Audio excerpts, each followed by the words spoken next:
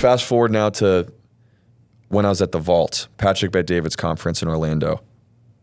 I'm in the middle of Tony Robbins' session during this business conference when my phone gets blown up with the text messages about Charlie Kirk just got shot. And it was such a surreal moment for me. And I never knew him personally. Yeah. Wasn't like really, I mean, I watched a lot of his content, lots of it.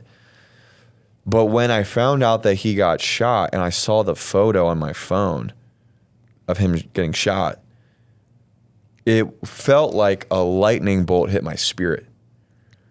And I had to literally get up. I left and I was a wreck. And then I found out that he had actually died. And that's when it felt like, I literally like collapsed onto the floor and just started weeping. And it sounds weird because it's like, well, you don't know him. And he's like a public figure. Like, why are you crying so much? And I'm like, I was kind of wondering the same thing, honestly. Like, while I'm weeping, I'm like, why is this hitting me so hard? And this really interesting thing happened where there was a dream that was fulfilled literally in that moment. A month before that moment when I found out about Charlie Kirk, I had a dream. I was in Colorado with my family, and I had a dream that I was in the White House, and I was wearing a blue suit and a white shirt and a red tie, and I was in the Oval Office, like where the president works. And I was by myself. There was no one else in there. And I'm on my face, and I'm weeping. And I'm weeping for two reasons at the same time. One is I feel the pain of the nation. I don't know what the pain of the nation is, but I feel it. And then the second reason is at the same time I'm feeling the presence of God. Like he's in the midst of doing something really wild. So it's like this crazy, like, it's like when you drop like two food dye droplets in water, like a yellow one and a blue one, and then you swirl it, and it kind of like swirls together like that. That's how I felt emotionally. Like they were kind of mixing together, like this feeling of the pain, and then the feeling of like the hope and the presence of God. And then I woke up and I had no idea what it was about. I had no idea what it was referring to, but I knew God was trying to say something to me. I had no idea what it meant that I was in the White House. I had no idea what it meant, what I was wearing. And then Charlie Kirk died, and then I found out that he died, and I fall on my face in this lobby at this event, and God is bringing me right back to that dream. Wow. And it was this crazy moment where it was like the Lord had been preparing my spirit for that moment, because literally those next couple of weeks was like the pain of the nation and also the presence of God, like crazy revival breaking out everywhere, seeing both of it. I knew in that moment that something completely shifted in my calling and my assignment. Because like I said, I was trying to kind of run away from the cultural commentary stuff. I was in the back of my head, never thought it like explicitly, but in the back of my head, the feeling was, this is too exhausting. I don't really want to do this. And there's people who are way better at it than me, like Charlie Kirk. And then he gets taken out of the game. It's like first string quarterback blows out his knee. He's out for the season. Your second, third, fourth string quarterback, now you got to get in the game. That's kind of how it felt. Was like, okay. I was going to try to quietly sneak out the back door, and God's like, nope. You're going to lean in more. And you're not only going to lean in there, but it happened. This is what's also crazy. It happened at the Vault. Did I tell you like why that was so important to me?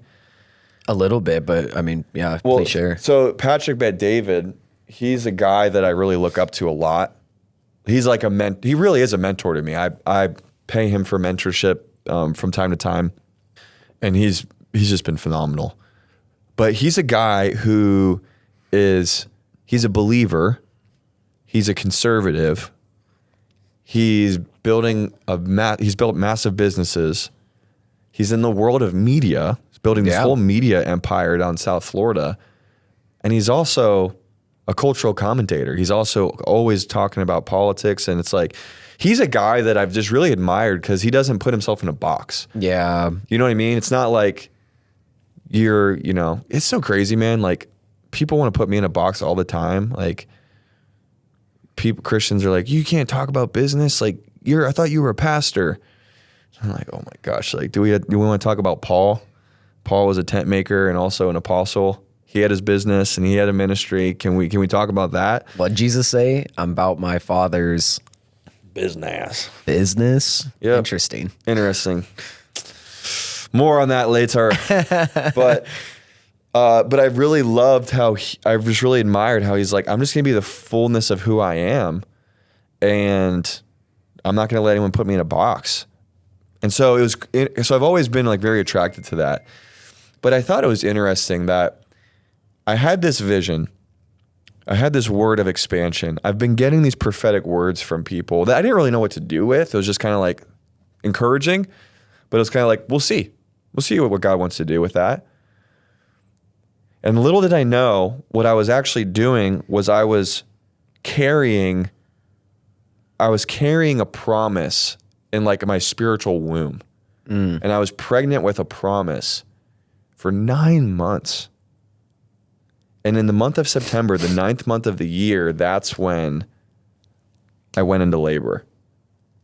Literally that moment when I found out about Charlie Kirk, it was like I was literally spiritually going into labor. I was feeling labor pains in my body. Wow. I'm not trying to cheapen like any woman who's actually had children and what that feels like, but all I can tell you was it was this cyclical weeping and just really groaning through things. And I'm saying this too because I'm not the only one who's ever felt that way. I'm not the only one who felt that way even during that event. Like, there's people all over the world who were grieving the loss of someone they didn't know personally, but what was happening? There was a promotion happening. There was an identity shift happening for people.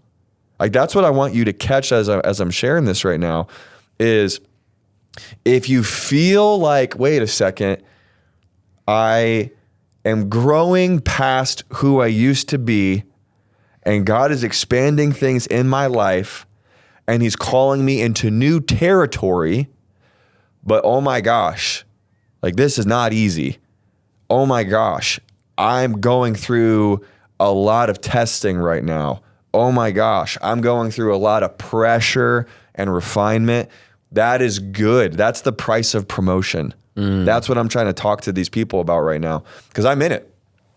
And when God gives you a picture of, hey, I'm promoting you, he will never promote you without the season of preparation, which often looks like a wilderness season. Oh, yeah.